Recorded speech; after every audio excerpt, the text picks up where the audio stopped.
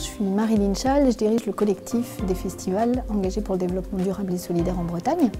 C'est une association qui réunit 26 festivals signataires d'une charte et qui les engage à mettre en place une démarche de développement durable et solidaire. Donc ça touche à la fois aux enjeux environnementaux, sociaux, économiques et aussi à la gouvernance de leurs projets. On travaille par exemple sur la question de la réduction des déchets, l'utilité sociale aussi des festivals qu'on essaye d'évaluer. On peut travailler sur l'accessibilité des personnes en situation de handicap, mais aussi sur la prévention, la réduction des risques en milieu festif. Et un autre sujet qu'on a aussi étudié, c'était la question des déplacements des publics des festivals.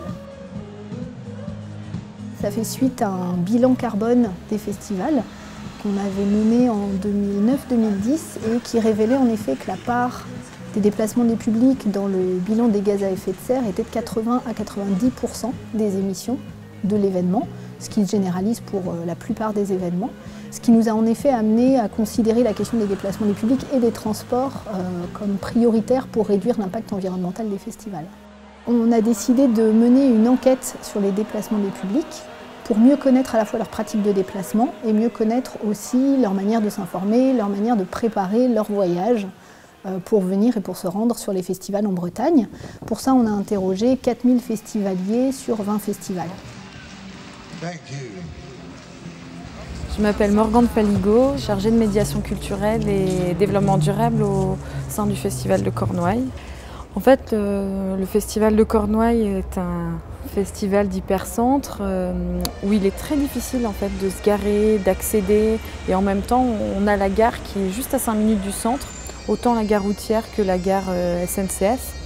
Et on se rendait compte que la semaine du festival, il y avait beaucoup de voitures qui arrivaient, même avec les services de voirie, on se rendait compte qu'il y avait quelque chose vraiment à faire en termes de déplacement pour essayer d'encourager les gens à prendre les transports en commun ou à venir à vélo, à pied. Donc voilà, on a fait un diagnostic là-dessus. Et puis on a décidé de s'engager pour essayer de mieux accueillir le public. C'est aussi de prévenir justement les questions un petit peu, comme je disais, de sécurité. Et puis également de pouvoir parler des offres de transport qui existaient, voire de les compléter avec nos partenaires en proposant des nouvelles en fait. Je m'appelle Renaud Michel, je suis chargé de mission de transport mobilité à l'ADEME Bretagne, Agence de l'environnement et la maîtrise de l'énergie.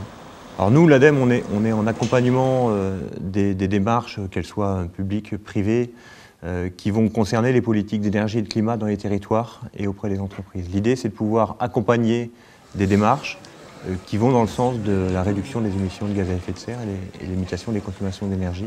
L'initiative du collectif de travailler sur la limitation de l'impact carbone des festivals, elle nous a intéressés en cela. On est vraiment sur l'enjeu majeur en termes de limitation de gaz à effet de serre pour les festivals. On est sur les questions de mobilité des festivaliers.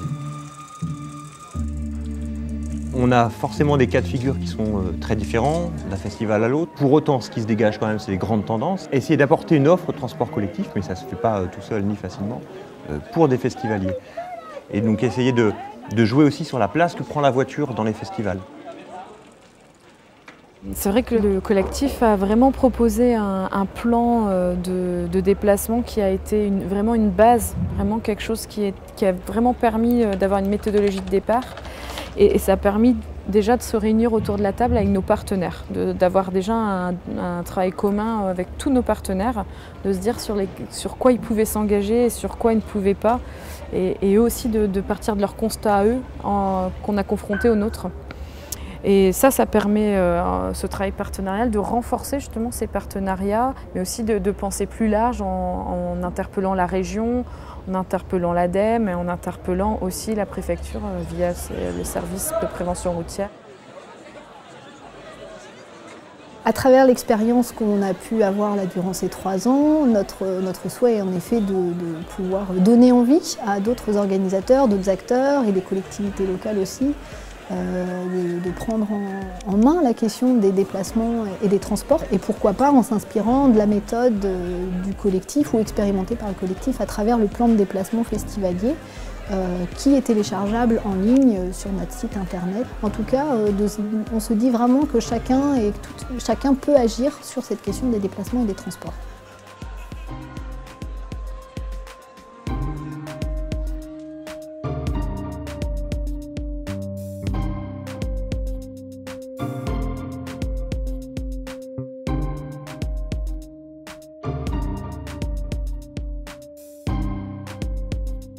Merci.